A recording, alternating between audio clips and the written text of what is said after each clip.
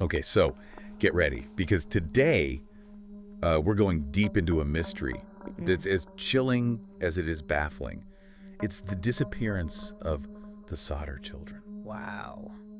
Just picture it. Christmas Eve, 1945. Right. The air, is filled with that anticipation.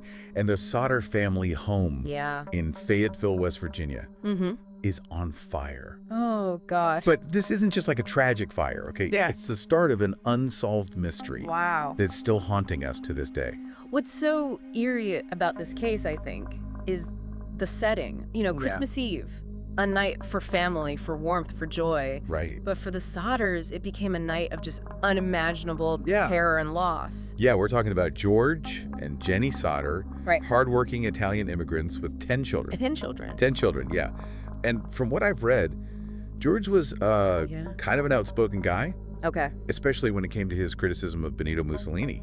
Some people even say that his outspoken nature may have made him some enemies, dangerous enemies. It definitely adds like another layer to this already complex story because on that Christmas Eve, 5 of the Sodder children Vanished. And here's the thing, their bodies were never found. That's what makes it so unsettling.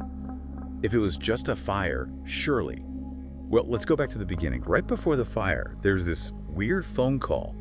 A woman's voice laughing with like the clinking of glasses in the background, almost like a party.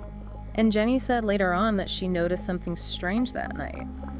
What's that? The lights and curtains were left on, which was unusual for them. And then right before the fire started, there was this loud bang on the roof. Now, was that like an explosion or someone dropping something heavy? Yeah. Whatever it was, it just gives me chills thinking about it. Yeah. 6 of the Sodders did manage to escape the fire, but it sounds like pure chaos. It was. Just imagine trying to escape a burning house. Right. But the phone's dead, the ladder's gone, the water barrel's frozen solid. Oh, wow. And the trucks won't start. It's almost like every escape route was deliberately cut off. That's terrifying. Yeah. To be stuck like that with the flames rising, believing your children are still inside, I can't even imagine. And it gets worse. The aftermath just deepens the mystery. Okay. The fire chief was so sure that the children were completely incinerated in the fire. Right.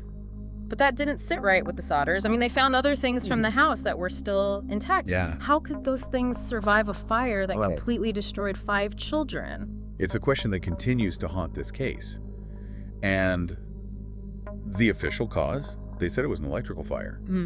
But even that felt, I don't know, too convenient maybe. Yeah, the Sodders definitely thought so. I mean, they were clinging to the fact that the Christmas lights were still on when the fire started. And then the missing ladder, they found it pretty far from the house. Oh, wow. As if someone had moved it.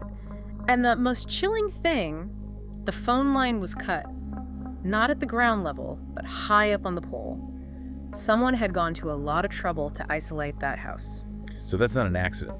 That's deliberate. Right. And Jenny, she wasn't just going to sit back and accept the story they were giving her. No. This was her family. So she starts doing her own experiments, like burning animal bones, to see if they would be completely destroyed by fire. It's heartbreaking to think about a mother desperately trying to disprove the unthinkable. Yeah. And to add to her doubt, she even spoke with a crematorium worker who told her that human bones are really hard to destroy in a fire. They don't just turn to ash that easily. So then where were their remains? Yeah. The Sodders' grief starts turning into suspicion, and they decide to take matters into their own hands. Yeah. They hired a private investigator, C.C. Tinsley. Mm-hmm. And what he found was shocking. Yeah, one of Tinsley's biggest discoveries was that the insurance salesman who had threatened George before No way. was on the coroner's jury. Talk about a conflict of interest. That's incredibly suspicious. Right. And then there's the whole story about a heart in the box. Can you imagine that mix of hope and dread they must have felt when they got that? Oh, yeah. To think they might finally have some answers, Right. only to find out it was beef liver? Just a cruel trick. Yeah. And one that really just made their mistrust in the official story even deeper. Right. They were being lied to, manipulated, but why? Fast forward to 1949. The Sodders, still desperate for answers, Right. decided to excavate the fire site. Wow. And they found some bone fragments. But when they were analyzed, Yeah. it turned out they belonged to someone much older, like a teenager or young adult. Way too old to be any of the missing children. Imagine getting that news. After all that time, holding on to hope. I know. And to add to that, The expert who examined the bones said that a fire hot enough to burn 5 bodies to ash should have left full skeletons, not just fragments. Right. It just didn't add up. Yeah. This case just exploded. Got national attention, the FBI, Wow. even the West Virginia legislature got involved. Wow. But even with all that, the investigations eventually just hit a dead end. Officially, the case was closed, but for the Sodder family, the nightmare wasn't over. The Sodders, they just refused to give up. They wanted to keep their children's memory alive and to find out what really happened that night. Yeah. They started printing pamphlets with the children's pictures on them, offered rewards. They even put up that billboard on the site of their old home. Right. It became the symbol of their hope, Yeah. and a constant reminder to everyone that those kids were still missing. It really shows their love, and their refusal to let their children be forgotten. And over the years, there were these reported sightings, each one giving them a little bit of hope, a chance that maybe their children were still out there. One lead that was pretty interesting came from a woman who said she'd seen the children at a hotel in Charleston just a little while after the fire. She said they were with adults who looked like they were Italian. Oh, wow. That must have been so hard for the Sodders to be so close. Yeah. To think they were almost within reach, Right. only to have the trail go cold again. Absolutely. And then there was a tip that came from Texas. Someone overheard these men talking about a Christmas Eve fire in West Virginia, Really? and they were bragging that they had the Sodder children. Oh, God. The details were eerily similar, but again, it just led to nothing. Each one of these sightings, even though none of them were ever confirmed, Right. they must have been a painful reminder of what they lost and the possibility that their children might still be alive out there somewhere. And then there's that photograph. Right. A picture was sent from Kentucky years after the fire, Yeah. and some people believe it's Louis Sodder as an adult. Yeah, I've seen that picture. The resemblance is really striking. It's a haunting image that raises more questions than it answers. Exactly. So where does that leave us? We have a fire, a disappearance, and a whole bunch of unanswered questions. Yeah. What really happened that Christmas Eve? Let's look at some of the theories that have popped up over the years. One that's gotten a lot of attention is the possible involvement of the Sicilian mafia. Now that's a scary thought. Yeah? Could George's outspoken criticism of Mussolini have made him a target?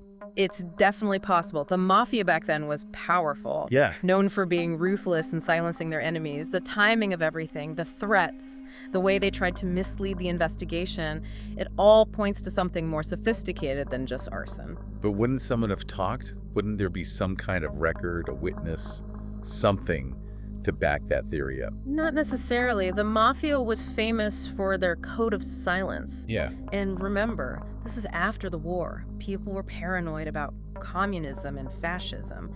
The idea of a foreign power coming into America and taking children, Yep. it would have been a huge scandal. So maybe it was easier to just cover it up, make it look like an accident. Right. Now, there's another theory that isn't as sinister, but it's just as confusing.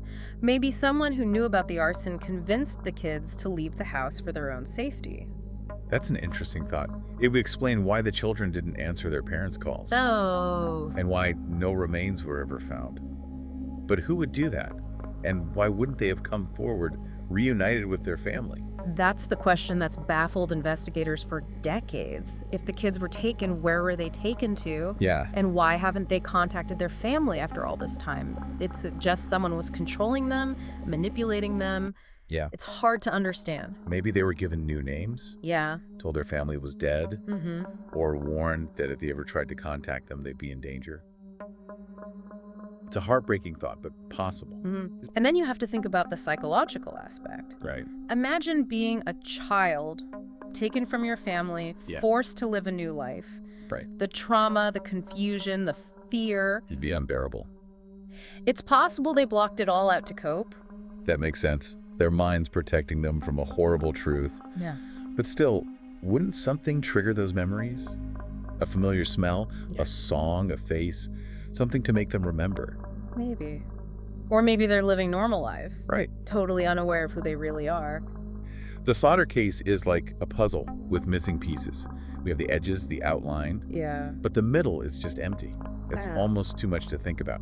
If they did survive, why haven't they come forward? Is it fear, new identities, or a desire to protect the lives they built for themselves? Those are the questions that I just can't stop thinking about. Yeah. Imagine living with that secret, knowing your family is out there, Yeah. searching for you, grieving for you. Could you stay silent? That would be so hard. And what if they did try to reach out, but people didn't believe them? Right. Or they were rejected? Yeah. Or even worse, what if someone stopped their messages, silenced them? It's just tragic. A family torn apart, a mystery that's never been solved, and it feels like the truth is out there, but we just can't reach it. I keep thinking about that billboard, the picture of those 5 smiling kids, frozen in time. What were they thinking in those last moments? Were they scared? Confused? Did they know what was going on? Those are the questions that haunt me. Yeah. And for the Sodder children who survived and their kids and grandkids, this isn't just some story from the past. Right. It's a hole in their family history. And what about George and Jenny? They never gave up hope. They kept searching until they died. Can you imagine living with that kind of not knowing, that constant pain in your heart? It shows how strong love and hope can be, even when you've lost so much. They never stopped believing that their children might still be out there somewhere. The Sodder case isn't just about a fire or some people disappearing. It's about how fragile life is, how strong family can be, Yeah. and the mysteries that we may never solve. It reminds us that even when things are at their worst, there can still be hope. Maybe someday there will be new evidence, a witness will talk, Right. and we'll finally know what happened to those kids. Until then, their stories like a warning, Yeah. a reminder that even on Christmas Eve, when we're supposed to be happy and celebrating, bad things can still happen. It's a mystery that keeps people fascinated, and it'll probably be debated for years to come. As we wrap up this deep dive, we encourage you to look into the Sodder case yourself, check out the evidence, think about the theories and the questions that are still unanswered. Yeah. What do you think happened that Christmas Eve? And maybe even more importantly, what does this story tell us about ourselves, about how we can hold on to hope and keep going, even when we face something we don't understand? Maybe the answers aren't in the facts of the case, but in the questions it makes us ask.